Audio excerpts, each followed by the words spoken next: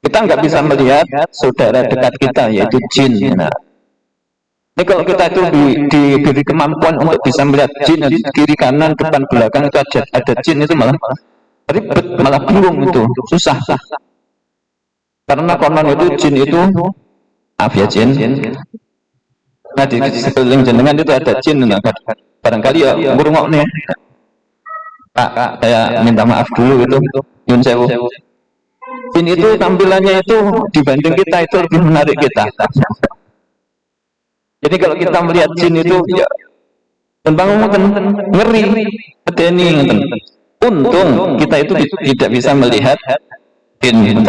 Karena Rasulullah dulu itu pernah diajak salaman dengan jin itu. Jin yang solih itu. Setelah bersalaman Rasulullah itu bertanya, "Amsli hadza khalaqakallah?" Bro, kayak gini nih toh, Tuhanmu menciptakanmu. Nah, karena saat itu Rasulullah menceritakan, nah, yang pengajak salaman itu tangannya itu seperti kaki kambing, bulunya tebal gitu. Pokoknya bukan seperti tangan kita. Kalau jenengan diajak salaman, misalkan tangannya bulunya tebal itu gimana? Ya ngeri gitu. Jawabnya gimana itu? Ya Rasulullah, masih banyak lagi teman-temanku itu yang lebih ngeri dari saya. Untung kita nggak bisa melihat ya. Kalau bisa melihat itu malah nggak doyan mangan dengan untung gitu. Ya kalau kita ya terbatas kayak gitu. Ibu-ibu ada yang pernah melihat jin? Kalau jin menampakkan diri itu memang bisa terlihat. Kadang-kadang memang bisa jin itu bisa menampakkan diri. Tidak hanya jin yang kalau menampakkan diri itu kita bisa lihat, malaikat pun itu sesekali juga menampakkan diri. Kalau menampakkan diri bisa dilihat atau enggak? Bisa gitu. Kadang-kadang kita enggak ngerti.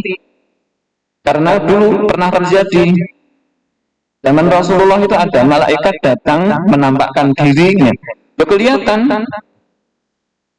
Ada Umar bin Khattab itu yang menjadi sumber cerita itu. Umar bin Khattab yang menceritakan itu. Berarti Umar bin Khattab dan teman-temannya yang ada di majelis itu tahu dengan mata kepalanya. Ada sosok yang rambutnya banget. Bajunya putih sekali. Tapi wajahnya asing, bukan orang kita, bukan orang sini. Kalau bukan orang sini kan berarti dia itu adalah sedang melakukan perjalanan jauh. Tapi tanda-tanda bahwa dia itu melakukan perjalanan jauh nggak ada. Kalau orang yang melakukan perjalanan jauh, musafir itu kan bajunya biasanya kumal, wajahnya lesu atau sudah berhari-hari nggak mandi gitu. Nggak cerita, yaitu ternyata setelah sang tamu itu selesai keperluannya dan pergi. Rasulullah tanya, Umar, tahu nggak tadi yang datang itu siapa? Ya Umar bilangnya Allah wa Rasuluhu a'lam. Allah dan Rasulnya lebih tahu. Rasulullah jelaskan, Innahu Jibril atakum yu'allimukum amratinikum. Tadi itu Jibril. Dia datang kemari itu untuk ngajarin kalian semua tentang agama Islam, apa itu Islam, atau apa itu iman, apa itu ihsan, apa itu hari kiamat. Itu tadi kan ditanyakan, aku jawab itu. Mungkin kalau kita ada di majelis itu dan ngerti itu tadi Jibril, apa yang kita lakukan? Minta tanda tangan atau selfie ini. Untung nggak tahu. Umar juga nggak tahu. Ngertinya ya setelah Jibril tadi pergi. Ditututi ono wis tuan. Ya, kembali pada surat Al-Isra tadi. So, itu sesuatu yang di luar jangkauan akal manusia. Daripada kita itu pusing-pusing mikirkan jarak Mekah Palestina ini berapa kilo? 600-an ya. 600-an kilo, anggap saja 600. Belum lagi dari Palestina atau Masjidil Aqsa, Mi'raj naik ke atas. Ini semuanya itu akal kita, kemampuan akal kita itu terbatas. Nggak bisa menalar. Pun di kemudian hari para ilmuwan itu terus terusik untuk menyelidiki silah. Tapi karena umumnya manusia itu kemampuan bergeraknya berpindah tempat dari satu titik ke titik lain itu ya seperti yang kita jalani dari kita gitu.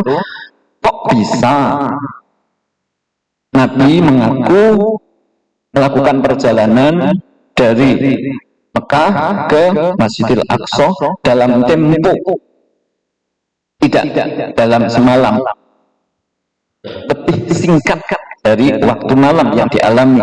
Kan tidak berangkat dari maghrib pulang subuh kan tidak, hanya sebagian waktu dari malam itu selesai melakukan perjalanan panjang itu tadi. Daripada kita itu ngangen-ngangen ya Allah itu mengantarkan Muhammad dari Mekah Palestina naik apa ya, barangkali pakai kuda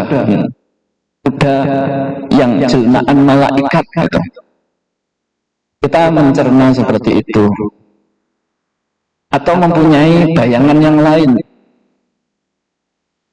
bayangan yang macam-macam lah, imajinasi kita itu. Imajinasi kita itu ini kalau dibandingkan dengan kemampuan Allah itu amat sangat jauh melebihi apa yang mampu kita bayangkan.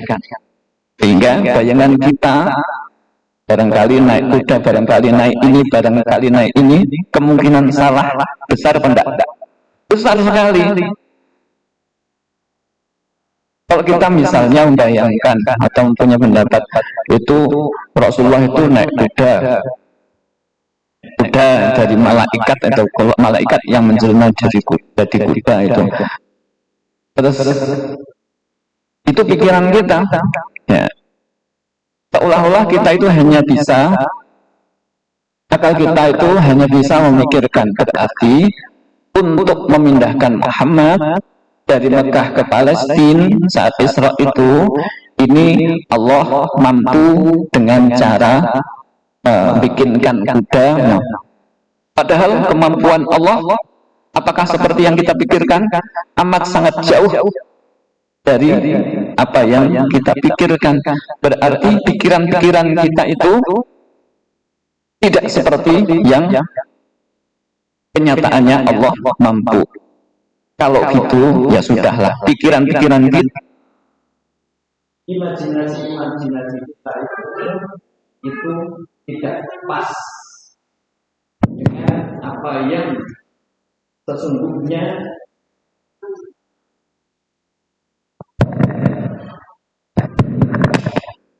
imajinasi kita itu tidak pas dengan apa yang dimampui oleh Allah.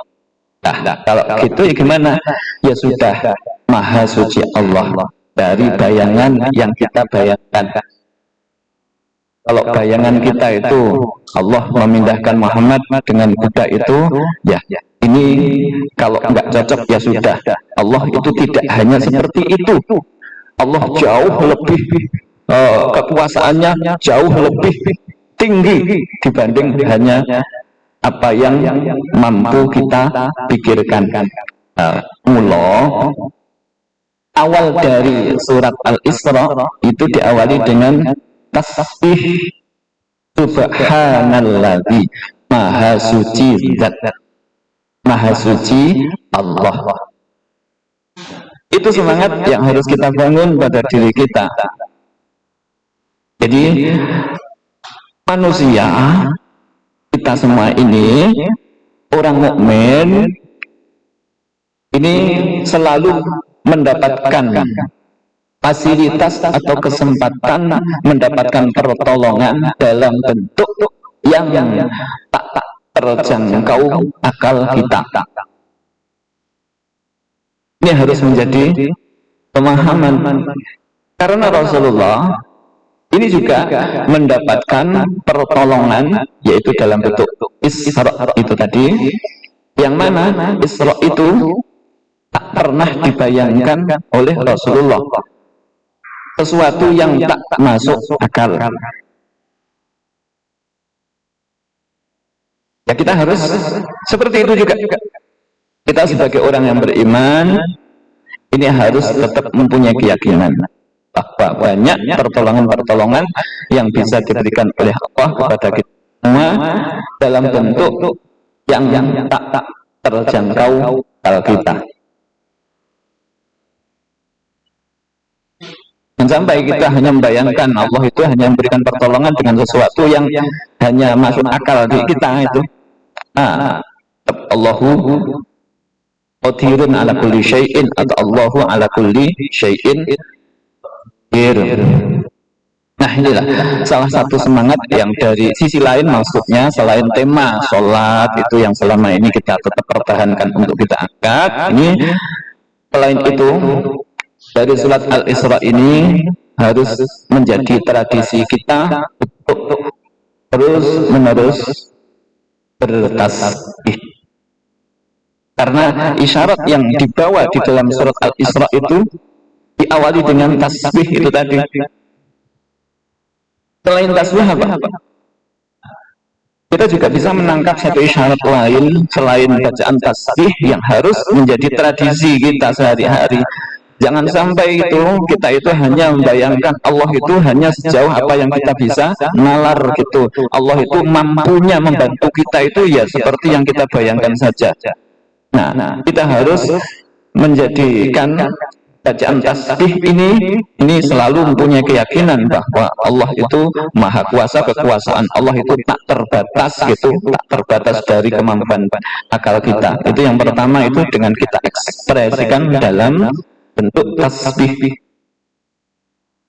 Ini pesan yang pertama yang harus kita tangkap dari surat Al-Isra itu, yaitu pesan Subhanalladzi asra, tasbih. Karena kalau kita itu sudah memahami apa sih tasbih itu akhirnya ya kita itu memposisikan kita itu hanya hamba yang amat sangat terbatas, sementara Allah Subhanahu wa taala maha tak terbatas kekuasaannya, kemampuannya. Allahu ala kulli syai'in qadir. Yang pertama yaitu semangat bertasbih yang kita landasi dengan satu pemahaman. Saudara-saudara, bacaan tasbih itu sebenarnya tanpa harus dilandasi dengan pemahaman pun itu dijamin menjadi amalan yang luar biasa. Banyak sekali kita temukan referensi atau dawuh-dawuh Rasulullah yang mensupport kita untuk membaca tasbih sekalipun tak harus paham isinya. Ya hanya melantunkan bacaan itu, karena tasbih itu salah satu bagian dari kalimatun thayyibatun, kata-kata indah, kata-kata baik, thayyibah. Dari muatan lafadznya saja itu ketika diucapkan oleh seorang hamba itu nilai pahalanya sudah luar biasa. Itu sering saya sampaikan, ada kalimatannya khafifatannya 'alal lisan, thaqilatannya fil mizan, habibataini ilal rahman. Ada dua penggal kata pendek, ringan sekali diucapkan oleh lidah, tapi ketika ditimbang di mizan amat sangat berat timbangannya. Dan kedua penggal kata itu amat sangat dicintai oleh Allah Subhanahu wa taala. Apa dua kata itu? Tak lain adalah bacaan Subhanallahil azim, subhanallahi wa bihamdihi. Ada lagi, la tasbihatun wahidatun yaqbaluha Allah khairun mimma utiya ali Dawud. Satu kali bacaan tasbih, satu kali bacaan tasbih yang tak lain itu ya kita membaca subhanallah atau subhanallah wa bihamdihi atau apa subhanalladzi atau subhanallah wa bihamdihi adada khalqihi dan seterusnya. Tapi tasbih itu kan banyak ya. Nah, sekalipun kita baca satu kali itu ternyata nilai catatan pahala yang didokumenkan oleh malaikat yang nanti akan diberikan kepada kita itu pahalanya ketika dibanding dengan semua apa yang Allah pernah berikan kepada keluarga Nabi Daud lebih indah pahala satu kali tasbih ini.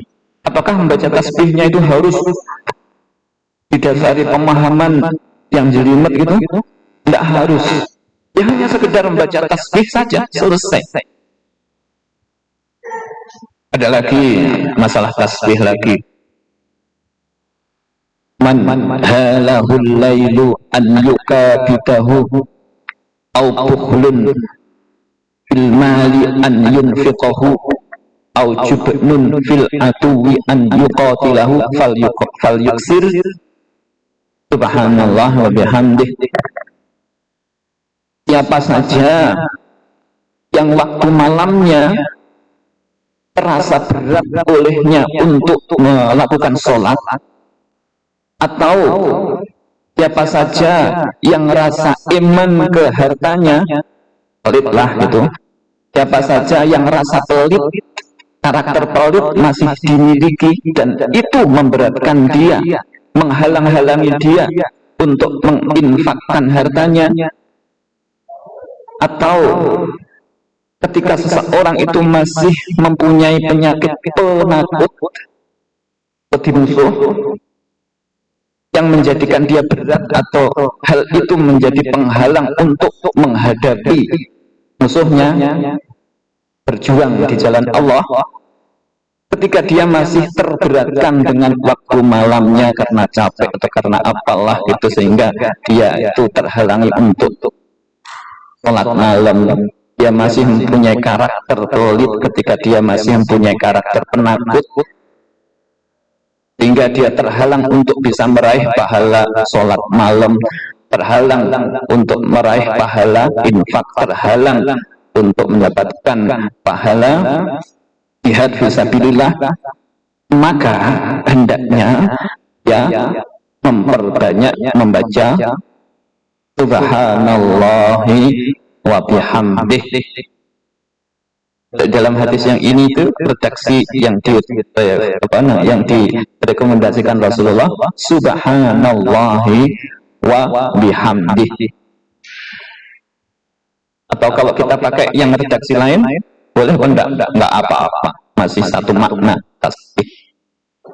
Dalam hadis ini Rasulullah menjelaskan karena bacaan subhanallah wa bihamdih itu lebih mulia, lebih bagus dibanding gunung emas yang diinfakkan oleh seseorang fi sabilillah.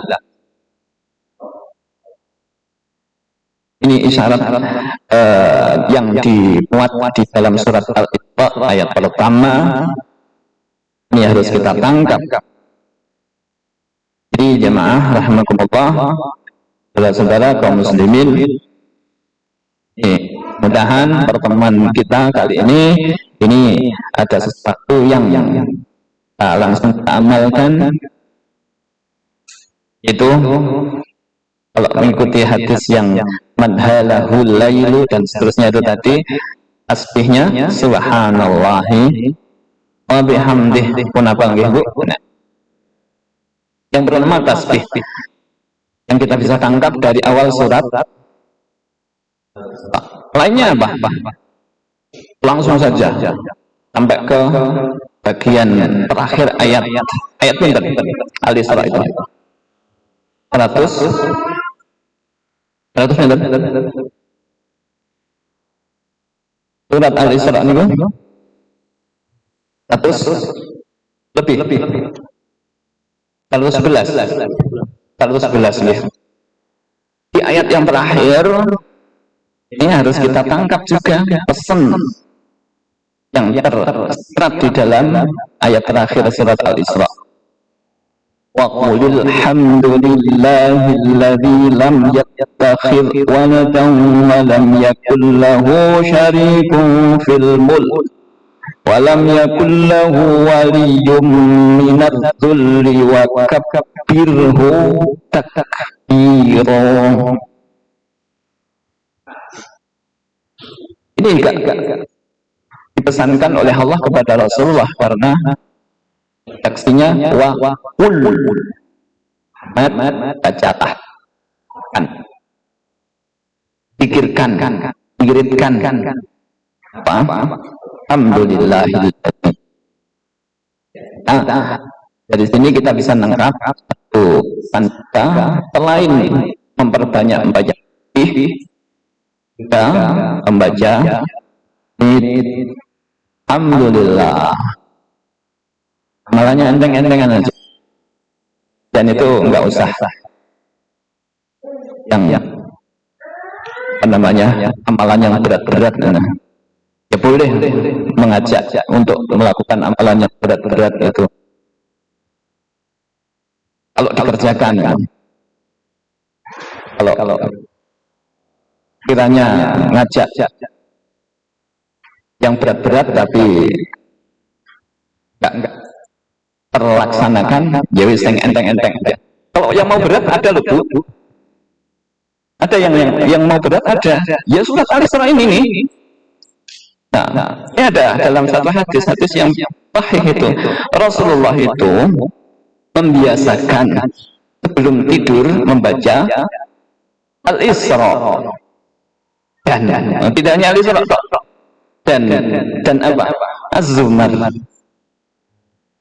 Nah, Al-Isra sama Az-Zumar itu ya kurang sedikit. Oh yang berat, ya ini jenengan Arab Sari, jenengan baca surat Al-Isra dulu dan Az-Zumar itu. Beberapa waktu yang lalu saya memang ikut satu acara gitu, memang dilatih itu untuk beberapa hari gitu ya.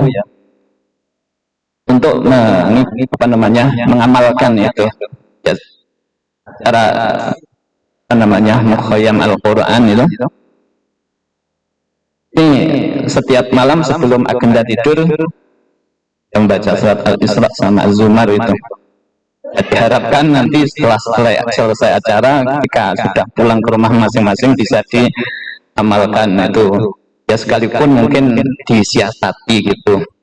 Ya aslinya kalau mau mengamalkan sesuai dengan Rasulullah ngasih contoh, ya sebelum tidur ini ya duduk kan membaca surah sama Az-Zumar gitu. Terus disiasatinya gimana? Ya sudah baca Al-Isra-nya gitu habis maghrib atau habis isya langsung gitu. Nanti disisakan saja beberapa ayat gitu, nanti dibaca saat mau tidur. Tuturik. Nah intinya apa toh? Nah, berat itu loh.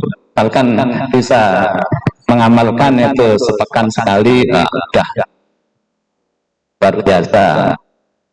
Belum bisa mengerjakan hari. Ini kalau sing upload ya, jangan pilih. Nah, ini saya sampaikan kalau jenengan mau sing upload yaitu ngeten bacalah surat Al-Isra sama Az-Zumar sebelum lek sing enteng-enteng bacalah atau perbanyaklah membaca subhanallah wa bihamdi dan membaca tahmid alhamdulillah. Redaksi tahmid itu ya redaksi memuji pada Allah itu ya alhamdulillah atau ya rabbi lakal hamd. Oh, masih ada satu lagi itu paket zikir yang direkomendasikan dari surat Al-Isra ini namanya wa kabbirhu takbira. Bacalah takbir, bacalah Allahu akbar. Allahu akbar, Allahu akbar. Pun tiga niku tasbih, tahmid, takbir. Ini pesan ini tersirat di dalam surat Al-Isra. Kalau pesan-pesan yang lain yang kita bisa tangkap dari Al-Isra ini itu masih banyak lagi. Apa itu? Ya kita banyak temukan di dalam surat Al-Isra itu pesan-pesan Allah Subhanahu wa taala terkait bagaimana kita berinteraksi dengan Al-Qur'an. Ada ayat inna hadzal qur'ana yahdi lillati hiya aqwam wa yubashshirul mu'minina alladzina ya'maluna as-solihati anna lahum ajran kabira.